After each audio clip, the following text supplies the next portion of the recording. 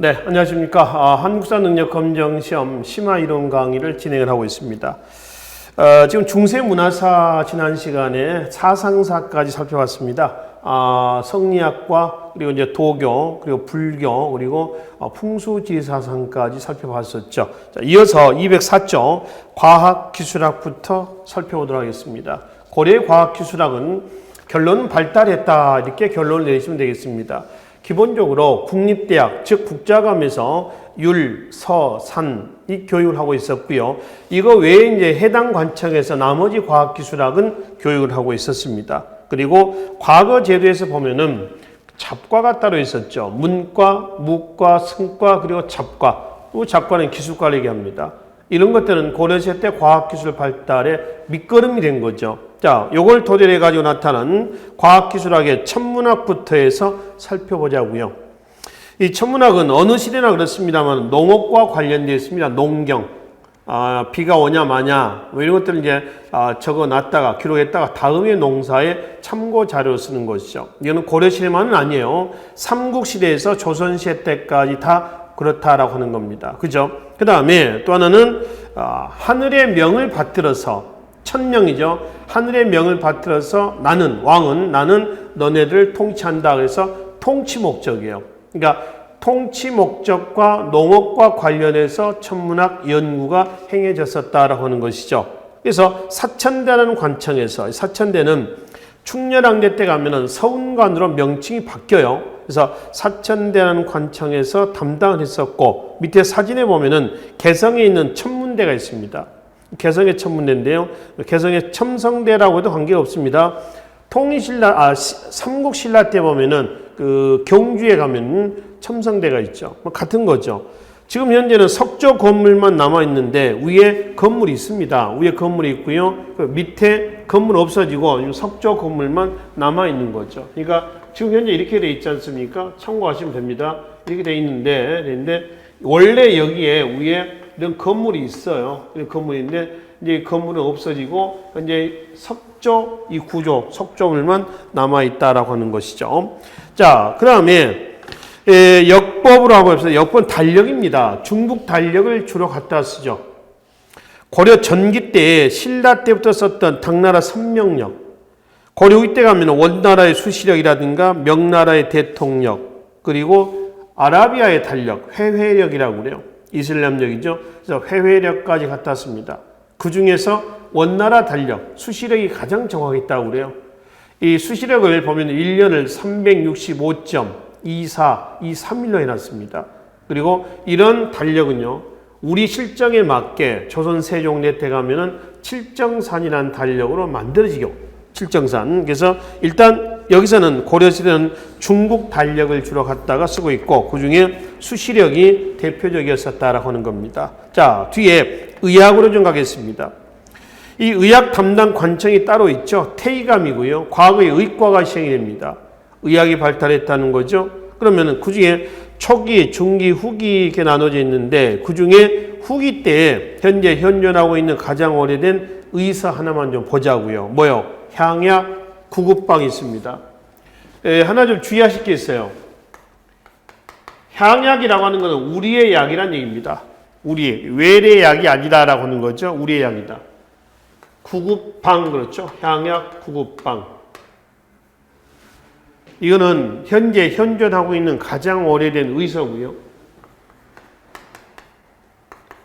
향약 집성방하고 혼동하지 마세요. 이름이 좀 비슷비슷해서 그렇습니다. 조선 세종대 때의 의서예요. 향약 구급방과 집성방은 혼동하지 말자라고 하는 겁니다. 기타 의서들은 참고하십시오. 그리고 고려시대 때 우리 것화시키는 의학을 우리 것화시키는 것은 고려 중기 때부터 나오는데 그게 향약방입니다. 자주적인 또 독자적인 처방전이 나오는데 그걸 우리는 향약방이다. 우리 실정에 맞게 하는 거죠. 예를 들면 이런 겁니다. 중국 사람들은 머리가 아프면은 그래서 쑥을 끓여서 달에서 먹었다. 그러면 머리가 좀 안 아팠다. 근데 우리나라 사람들의 체질은 그게 아니다라고 하는 겁니다. 우리나라 사람들은 예를 들어서 콩을 갈아서 마신다. 그러면 낫는다. 그러니까 우리 나름대로의 처방전이 만들어진다는 겁니다. 그거 언제부터냐면은 고려 후기 때부터 독자적인 이런 처방전이 나왔다라고 하는 것이죠. 그래서 고려 후기 때 향약방이라는 처방전하고요, 향약 구급방만 기억을 좀 해 두시라는 얘기입니다. 밑에 인쇄술로 좀 가겠습니다. 고려시대 때는 유학이 굉장히 발달했습니다. 유학의 발달은 뭐에 영향을 줬냐면은 출판 인쇄 문화 발달에 영향을 줍니다. 출판 인쇄와 관련해서 종이, 재지술이라든가 또 잉크 이런 부분에도 영향을 줬겠죠. 그래서 일단 고려시대 때 인쇄술은 쭉 내려와서요, 목판 인쇄술과 다음 장에 보면은 금속 활자 인쇄술이 있어요. 목판 인쇄술은 신라 때부터 나옵니다. 현재 현존하고 있는 가장 오래된 목판 인쇄본은 뭐예요? 무정광 대다란이경이에요. 줄여서 뭐 다란이경이다라고 얘기를 합니다. 근데 이 목판 인쇄술에 한계가 있습니다. 마지막 줄 한번 보시겠습니까? 한 종류의 책을 다량으로 인쇄하는 데는 적절하지만 여러 가지 책을 소량으로 인쇄하는 데는 활판 인쇄술보다는 못하다라고 했죠. 뭐냐면은 목판본은 판본에다가 글 써가지고 종이에 글 써가지고 뒤집어 엎어놓습니다. 그 글자가 거꾸로 새겨지겠죠, 그렇죠? 거기를 일일이 또 깎아요. 뭐 조각칼 같은 거 깎아내겠죠. 그리고 이제 글자가 이제 거꾸로 이제 새겨진 거 아닙니까? 거기다 잉크를 발라서 종이를 대서 찍어내는 겁니다. 이렇게 한 작업이 굉장히 많이 시간도 많이 걸리고 공력도 많이 걸릴 거예요. 그렇죠? 근데 이렇게 해서 책을 한 1000권, 2000권 찍어내면 괜찮아. 근데 이 책을 한 20권, 50권 찍어낸다고 칩시다. 그럼 들어가는 공력에 비해서 얻는 효과가 미미하잖아요. 이게 목판 인쇄술의 한계입니다. 그래서 이런 한계를 극복하기 위해서 다음 장 가보실래요? 206쪽의 맨 위에 가시면은 극복하기 위해서 뭐가 나왔다? 금속 활자, 활판 인쇄술이 나왔다라고 하는 겁니다. 그래서 활판 인쇄술은 시기조는 12세기 말 이후에 나온 걸로 보면 돼요. 현재 현존하고 있지는 않지만은 이규보가 쓴 동국이상국집에 바로 최초의 가장 오래된 금속 활자 책으로서 상정고궁매문, 이게 인쇄가 됐다는 기록이 있습니다. 문제는 이 상정고궁매문이 현재 남아있지 않다는 데 문제가 있는 거죠. 기록만 남아있습니다. 그럼 현재 현존하고 있는 금속 활자본으로 가장 오래된 것은 뭐냐라고 하는 거죠. 바로 밑에 우왕대 1377년 직지심체요절이에요. 직지심경이라도 합니다. 청주 흥덕사 터에 고인쇄 박물관이 있는데요. 이 흥덕사에서 인쇄했다고 그래요. 당시. 이게 가장 오래된, 세계에서 가장 오래된 금속활자본으로 본다라고 하는 거죠. 원래 제목은 좀 꽤나 길어요. 백운화상 초록불조 직지심체 요절 이렇습니다. 원래 제목은 이렇다. 꽤 길죠. 그러니까 백운화상이 역대 조사님들의, 승려들의, 고승들의 어떤 어록을 모아놓은 책이다. 이런 책이 된다는 것이죠. 이건 지금 현재 유네스코 세계 기록유산에 등재가 됐고 우리나라에 있는 건 아닙니다. 프랑스 국립도서관에 보관이 되어 있습니다. 특히 고려 말 마지막 왕이 누구예요? 공양왕이죠. 공양왕 때에 서적원을 둬서요, 주자, 활자를 만들고 인쇄를 했다라는 기록으로 봤을 때 고려 후기 때는 금속 활자로 인한 인쇄술이 보편화됐던 걸로 보시면 되겠습니다. 참고로 밑에 자료에 유네스코에서 제정해서 수여하는 직지상이라고 있습니다. 그 박스 내용 여러분이 한번 읽어보십시오. 직지상에서 대한민국 정부가 후원하는 상이 되겠습니다.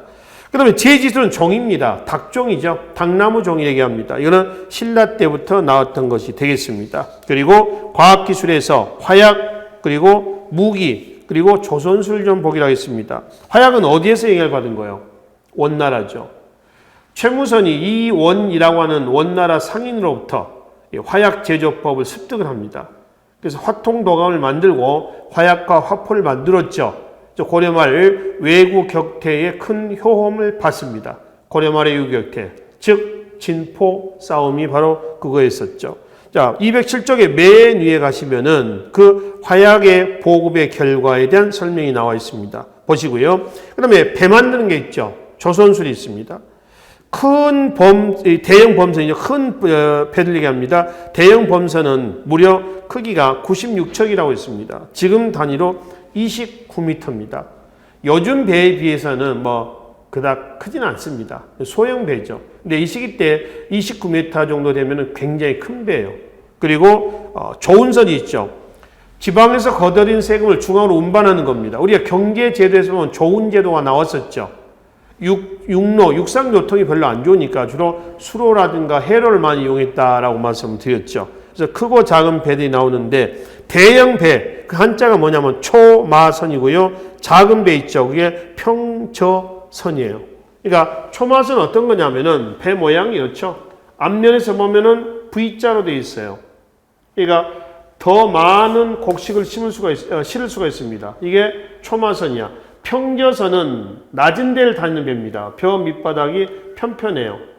이게 한 1000가마 정도 실을 수 있다 그러면 200가마 정도 실을 수 있는 그런 배다라고 하는 것이죠. 그리고 고려 말 전함, 여원연합군의 일본 원정 때 단기간에 수백 척의 전함, 요즘에 군함이죠. 군함을 주절하기로 했었습니다. 특히 고려 말 화포를 만들어서 화포를 배에다 장착했을 때 화포를 발사하면은 그 충격, 반동이 있을 거 아닙니까? 그래서 그 반동을, 충격을 완화시키는 완충 장치도 만들어졌을 것이다라고 우리가 볼 수가 있는 거죠. 아셨죠? 자, 그래서 배 만드는 것까지 해가지고 고려시대 과학기술학에 대한 부분을 마무리 좀 하겠습니다. 그리고 바로 밑에 건축을 좀 봅시다. 이 건축의 특징입니다. 고려 전기 때 경사지대에 단층식으로 했습니다. 이거 뭐냐면 봐봐요. 평지에다가 이렇게 건물을 이렇게 짓는 것이 아니고요. 이게 아니라 경사지대입니다. 그리고 경사지대에 단층식으로 이렇게 지어놓습니다. 층단식이라고 했죠. 단층 건물이에요.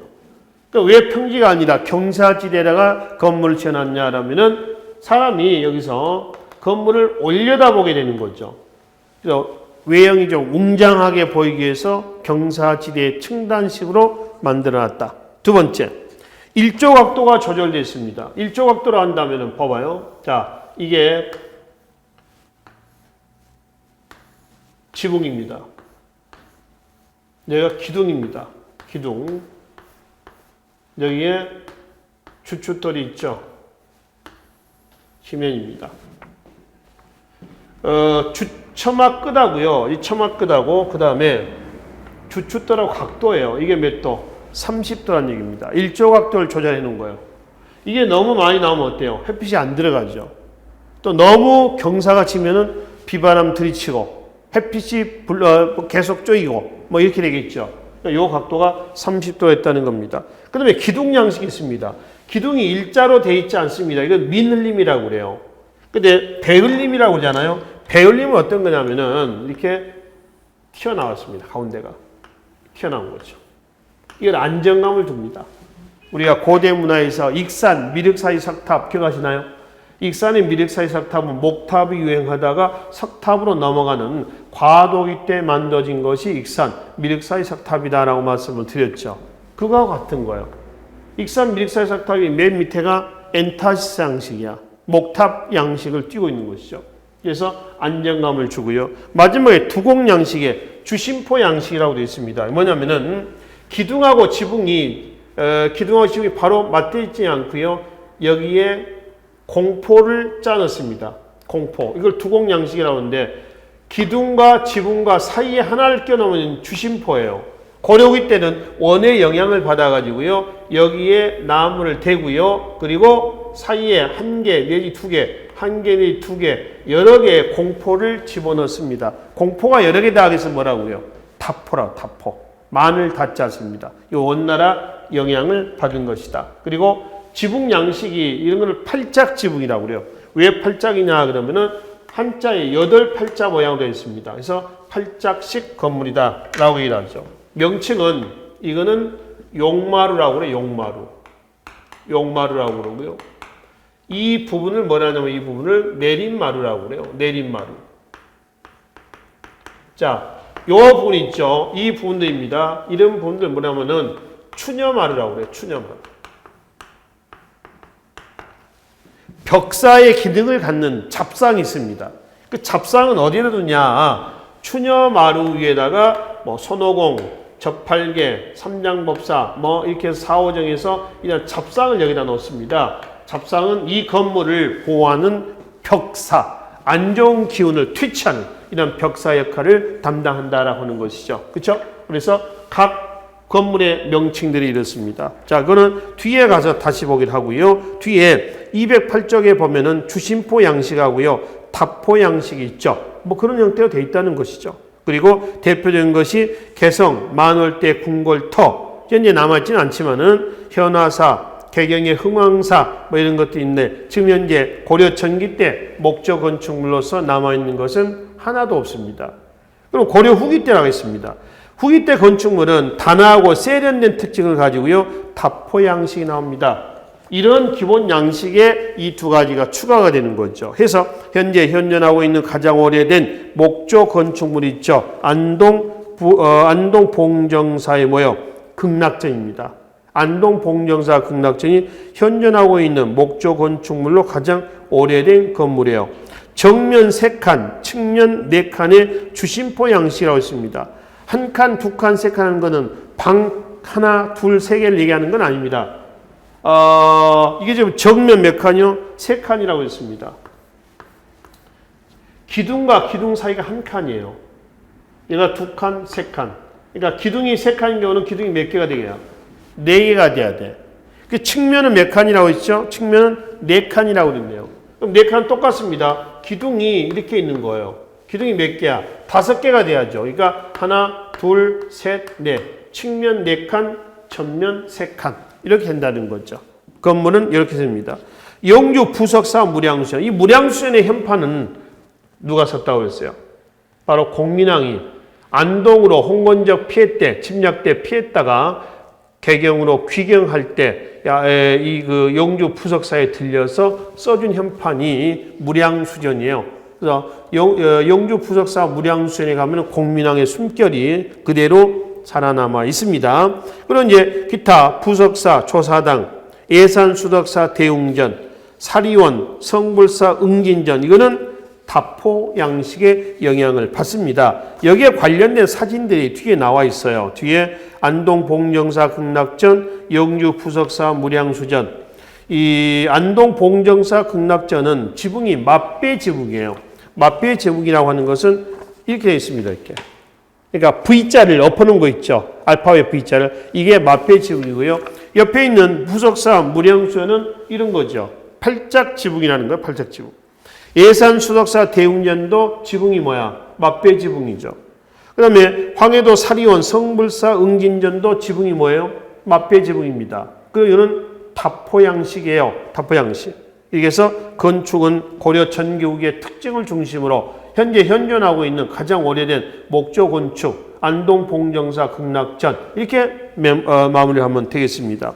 그 다음에 불교가 융성하면서 사찰 건축 이후에도 불교 관련된 불교의 신앙의 대상이 되는 불상도 많이 만들어집니다. 이 불상, 고려의 불상의 특징은 통일신라에 비교해서 규모가 크다. 안정감이 없다. 또 인체 비례감이 없다. 이게 고려 불상의 특징입니다. 그래서 고려 전기에서 후기까지 내내 나왔던 불상들이 있는데 여기서 고려 후기 것만 보기로 하겠습니다. 자, 영주 부석사 소조 아미타 열의 자상. 이거는 소조라고 할 때 한자로만 보세요. 소, 진흙 소자입니다. 진흙으로 빚었다는 거예요. 진흙으로 이 불상을 만들어 놓고 금으로 칠하는 겁니다. 금칠해 놓은 거죠. 도금 같듯이. 경기도 광주입니다. 광주 충국리 철조 석가일의 자상이 있죠. 대형 철불이고요. 논산 관촉사 석조 미륵보살 입상, 안동 이천동 석불이 있습니다. 이거는 고려의 불상의 특징이 그대로 반영이 된 거죠. 뒤에 보면은 사진이 있어요. 사진이. 그래서 논산 관촉사하고요. 안동 이천동 석불 보면은 인체 비례가 맞아 안 맞아? 안 맞죠. 그래서 논산 걸 보면 머리통이 굉장히 큽니다. 두상이. 그리고 목이 좀 짧죠. 그렇죠? 또 안동 이천동 석불 보면은 머리만 부처의 그 머리 부분만 조각을 해서 몸통 부분은 원래 있는 바위예요. 그다지 얹어놨습니다. 이런 형태예요. 근데 그 중에 고려 불상의 대표작은 위에 있는 영주 부석사 소조 아미타 열의 자상이 되겠습니다. 그리고 경기도 광주 충국리 철불 철저 석가열의 자상이 있죠. 이거는 철불이에요. 철불. 규모가 굉장히 큽니다. 그래서 신앙의 대상으로서 불상이 통일신라의 형태에서 과감하게 벗어나는 불상 모습들이 거기에 등장하고 있습니다. 석탑을 좀 보겠습니다. 이 석탑하고요, 뒤에 나오는 승탑의 차이는 뭐라고 했어요? 석탑, 부처의 사리탑. 승탑은요, 승려의 사리탑을 얘기를 합니다. 이 승탑은 한자는 부도라고 그래요. 불교 선종의 유행과 관련되어 있다. 부처님의 사리가 다 있는 건 아니죠. 대신 부처님의 말씀을 기록해 놓은 불경을 거기다가 집어넣기도 한다라고 하는 거죠. 자, 그러면 석탑을 좀 보겠습니다. 통일신라 때 석탑하고 비교하시면 됩니다. 통일신라의 석탑은요, 3층 사각탑이에요. 통일신라 때의 석탑입니다. 고려는 다층 다각탑입니다. 그러니까 두 시기를 비교해 가면서 살펴보시면 되겠습니다. 그 고려 전기 때는 신라나 또는 백제라든가 그 다음에 요 옛날 그 삼국시대 때 있죠. 그 지역의 특징이 그대로 남아 있어요. 대표적인 백제 지역에 부여 정림사지 5층 석탑을 닮은 석탑이 많이 만들어졌다라고 있죠. 정림사지 5층 석탑 우리가 고대 문화, 백제 문화에서도 살펴봤습니다. 비슷한 것이 뒤에 부여 무량사 5층 석탑이 있죠. 사진 참고하시면 돼요. 또 오대산 평창 월정사 8각 9층 탑이 있습니다. 이건 어느 나라 영향을 받냐면은 송나라 영향을 받은 거예요. 원나라 영향을 받은 걸로서 경천사지 10층 석탑이 있어요. 사진이 있죠. 지금 현재 용산 국립중앙박물관에 있고요. 아울러 이 경천사 탑은 조선 세조 때 원각사지 10층 석탑의 원형이 됩니다. 똑같아요. 모양이 똑같이 나온다는 거죠. 그래서 현재는 원각사는 없어지고 절탑만 있고요. 서울 종로 3가 쪽에 있어요. 여기 이제 탑골공원 안에 있기 때문에 비둘기들이 많이 날아듭니다. 그래서 탑 자체가 대리석이다 보니까 비둘기의 똥에 많이 노출이 돼서 대리석 자체가 부식이 된단 말이에요. 그래서 원각사지 10층 석탑은 옆에 보호막이 쳐져 있습니다. 유리로 보호막을 쳐놨어요. 그래서 거기에 이제 영향을 주고 있는 대표적인 다층 다각탑이 되겠습니다. 자, 그 다음에 승탑, 옆에 한자는 부도입니다. 부도. 선종의 유행과 관련되어 있으며 우리나라 기본적인 승탑의 양식은 뭐라고 했어요? 팔각 원당형입니다. 밑에 팔각 원당형의 대표적인 여주, 고달사지, 원종대사, 해진탑이 있습니다. 현재는 용산 국립중앙박물관으로 옮겨와 있습니다. 이 고달사가 불타면서 이 부도가 옮겨온 거죠. 기타 원주 흥법사 진공대사탑이나 구례 연곡사지 부도, 공주 갑사 부도 이런 것들이 있습니다. 그거는 뒷장에 보시면은 그 다른 형태의 이 부도와 같이 사진에 일부 나와 있습니다. 참고해서 보시고요. 또 특이한 형태의 그 사진과 같이 보시면 됩니다.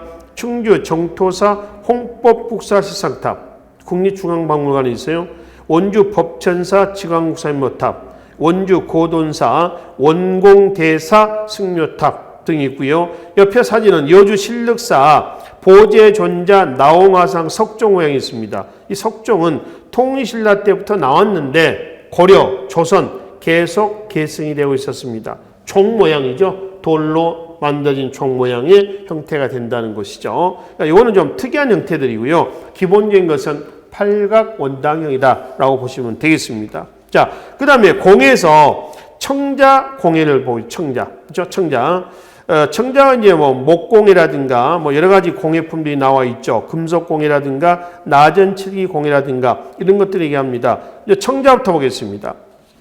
10세기, 11세기는 순수 청자가 나옵니다. 12세기 때 가면은 상감 청자가 나와요. 자, 상감 청자는 상감 기법에서 만들어진 건데, 상감 기법이라고 하는 건 도자기에 그림을 그리고 그 그림을 파내요. 그리고 흰색, 검정색 흙을 그다음 메꾸는 거예요. 그리고 유약을 발라서 굽습니다. 약 1250도에서 1300도입니다. 백자는 참고로 1300도에서 1350도예요. 한 100도 정도 높아요. 청자보다.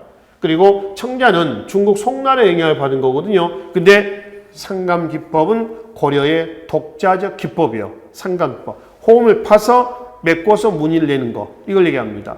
이런 상당 기법하고 비슷한 것이 뒷장에 보면은 은입사 기법이 있어요. 은입사. 청동 그릇에 그림을 그리고 홈을 파서 은으로 메꾸는 겁니다. 그래서 나와 있는 사진이 하나 있죠. 청동 은입사 정병, 이런 것이 나와 있어요. 그래서 일단 다시 앞으로 넘어오셔가지고요. 고려 청자의 변청 과정을 묻는 겁니다. 11세기 순수청자, 12세기 중엽에서 13세기 중엽에는 뭐요? 상감청자 뒤로 가겠습니다. 그리고 이제 고려 말에 가면은 바로 백자로 넘어가는 형태로 넘어갑니다. 이건 이제 고려 시대 때에서 조선으로 넘어가는 과정에서 나타나는 특징이죠. 그 청자는 아까 말씀드렸듯이 1250도에서 1300도 정도, 백자는 1300에서 1350도 정도 사이에서 굽습니다. 유약은 규석, 그 다음에 산화 알루미늄이 주성분으로 이것이 고온에서 녹아서 유리질화된다 했습니다. 그러니까 이 유약이라고 하는 것은 처음에는 덩어리예요. 근데 이제 여기다 칠해 놓고 고온에 구우면 그 덩어리가 녹으면서 쫙 발라지는 거죠.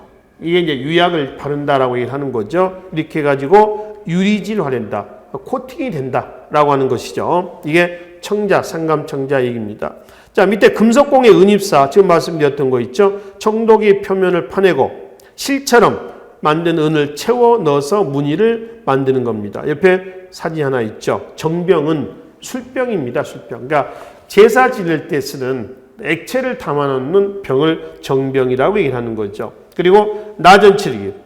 원래 당나라 겁니다. 당에서 통일신라, 통일신라에서 고려, 고려에서 송으로 수출합니다. 그러니까 중국은 당송 교체기 때 나전칠기법이 없어진단 말이에요. 그래서 고려시대 때 문벌 귀족 때 사치품으로서 나전칠기가 광범위하게 유행을 했습니다. 범종은 신라 양식을 그대로 개선하고 있죠. 화성, 해남, 그 다음에 천안에 있는 종들이 고려시대 때에 남아있는 대표적인 범종이 되겠습니다. 이거는 불교 유행과 관련이 되어 있죠. 문학에서는 이거는 앞에 나왔던 유학과 또 역사서하고 문학은 같이 보시면 돼요. 우리가 앞에 우리가 유학 그리고 이제 역사서 편찬 부분에서 말씀드렸죠. 초기, 중기, 무신 집권기, 후기, 시기별로 나눠서 보시면 됩니다. 그러니까 왜 이때는 이런 형태의 문학 작품들이 나왔느냐, 또 왜 이런 성격으로 나왔느냐, 시대적 배경만 이해하시라는 얘기입니다. 고려 초기는 한문학과 뭐가 있어요? 향가가 있습니다. 이 한문학은 신라아대 때 중국 모방 단계에서 벗어났다고 그랬죠. 자주적이고 독자적인 한문학 작품이에요.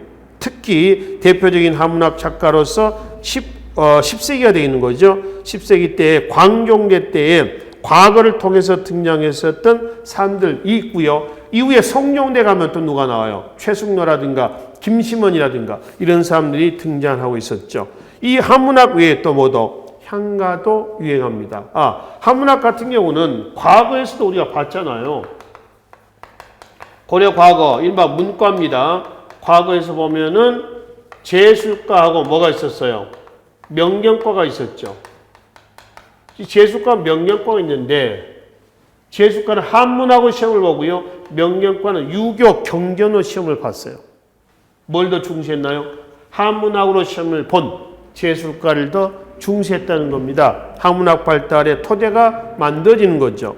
그리고 이제 뒤에 214쪽의 메뉴에 향가입니다.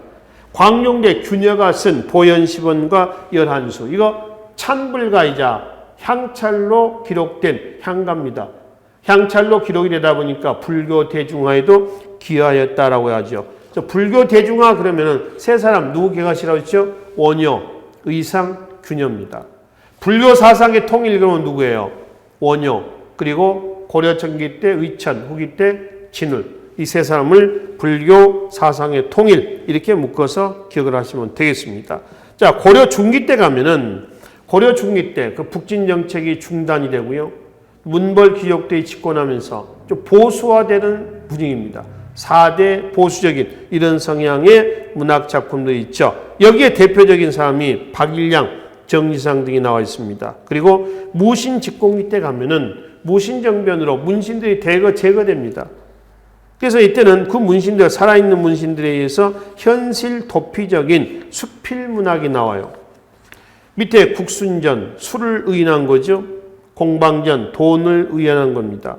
파한집, 동국, 이상국집, 보한집, 뭐 이런 것들이 무신직공기 때의 현세 도피적인 문학 작품들이 되겠습니다. 한문학 작품들, 누구의? 신진사대부에 의한 것이죠. 그런데 고려 후기 때로 가면은 신진사대부하고 뒤에 민중들이 나와 있습니다. 그 신진사대부에 의한 경기체가 폐가문학, 설화문학, 한시에 진화라는 사람 좀 보세요. 진화. 송우님이 쇠퇴하고 북방오랑캐는 아직 미개하니 앉아서 기다리라. 문명의 아침은 동쪽 하늘을 빛내고자 한다. 해서 자주 주체적인 성향의 시를 썼던 사람이에요. 기타 이곡, 윤여영 등의 작품들이 있고요. 민중대에 의한 작품이 뒤에 장가가 있습니다. 다른 말로 속요라고 하는데 이 요라고 하는 것은 뭐냐? 요는 민중의 노래를 요라고 그래요. 이거 가사 있어 없어? 있지. 근데 곡이 있어 없어? 없어요. 기쁘면 기쁜 대로, 슬프면 슬픈 대로 흥얼흥얼 하는 것을 얘기한다. 이거를 어린 애들이 그렇게 흥얼흥얼 한다 그러면 뭐라고 하죠? 동요라고 해요. 아이 동자를 썼어. 근데 어른들이 그렇게 흥얼흥얼 한다 그러면 뭐라 하냐면 속요라 한다. 속요. 그래서 요를 얘기합니다. 지금 요. 그래서 그 요의 대표적인 청산별곡, 쌍화점, 동동, 초용가, 가시리 이런 작품들이 알려져 있습니다. 서예로가 있습니다. 고려 전기 때는 왕이지체, 구양순체, 그 중에 구양순체가 더 유행을 했고요. 고려 후기 때는 조명무체입니다. 온나라. 송설체라고 그러죠. 이암. 그다음에 조선시대 때 안평대군이 이 송설체에 뛰어난 사람으로 알려져 있죠. 그래서 고려 전기와 후기 나누시고요. 또 문신 유학자들의 필수 교양입니다. 붓글씨 쓰는 것은 문인들의 필수 교양이다라고 하는 거죠. 그림으로 하겠습니다. 해화입니다. 그림 교육관이 따로 있죠. 도하원이라고 하는 그림 교육관이 있습니다. 여기서 이제 그림을 그렸고요. 고려 전기 때에 인종대 때에 예성강도를 그린 이령, 그의 아들 이광필이 있다고 하나 현재 그림은 남아있지는 않습니다.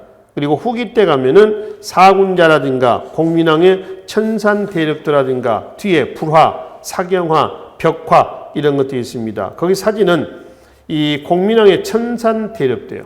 천산에서 두 명이 나란히 앉아서 있죠. 보면은 사냥하고 있는 모습을 얘기한다는 겁니다.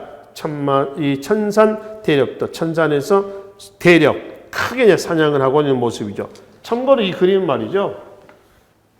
이 그림은 하나된 그림은 아닙니다. 이걸 한 몇 명에서 쪼갰다고 그래요. 그 쪼갠 그림 중에서 이렇게 쪼개 가진 거예요. 그림 중에서 일부분이 된다라고 하는 거죠. 나머지는 확인할 수도 없습니다. 자, 음악은 통치 목적하에서 국가 의례나 풍속 교화의 측면에서 통치 목적하에서 음악이 유행을 했는데 송에서 수입됐던 대성악이 궁중음악으로 발전한 악이 있고요. 악. 그리고 향악, 소각은 우리의 고유 음악이 당악의 영향을 받아서 발달하는 것이 되겠습니다. 그래서 동동, 대동강, 한림별곡 이런 것들이 있고요. 그 밑에 악기 좀 보시면은 악기는 송나라 악기가 주를 이루고 있죠. 검은고, 피파. 피파는 우리가 청동기 때문에 피파형 동검이 있었죠. 그 모양, 피파 모양이라는 거죠. 가야금, 대금, 장고 등 40여 종이나 되었다라고 하는 거죠. 일단 이러한 음악은 결국 통치 목적하에서 유행했었다는 것이죠. 자, 마지막 고려 문화의 수용 부분을 좀 보기로 하겠습니다. 이건 뭐냐면은 고려 문화는 고려만의 문화도 있지만은 주변 국가의 문화의 영향을 많이 받은 거예요. 그래서 독자적인 중세 문화를 개창하게 됐죠. 통일신라 문화의 영향을 받은 거, 원 문화의 영향을 받은 겁니다. 그거는 그대로 한번 이해를 하시고요. 송나라 것만 좀 봐봐요. 도자기, 은입사, 정병, 은입사 기법입니다. 월정사, 팔각, 구충석탑, 대성악, 복원궁은 도교의 사원이죠. 대장경, 활자, 악기 이런 것이 고려의 문화 중에서 송나라 영향을 받은 것이 되겠습니다. 이게 이제 묶어서 뭐란다? 중세문화다 라고 얘기를 하는 것이죠. 이렇게 해서 중세문화 마지막 단원까지 마무리를 좀 하도록 하겠습니다. 그래서 지난 시간에 사상사까지 정리한 내용을 토대해서 마무리를 하고요. 고려시대에서 이제 어디로 가는 거예요? 조선시대로 넘어가는 거죠. 넘어가는 과정부터 근세 정치사에서 살펴보기로 하겠습니다. 수고하셨습니다.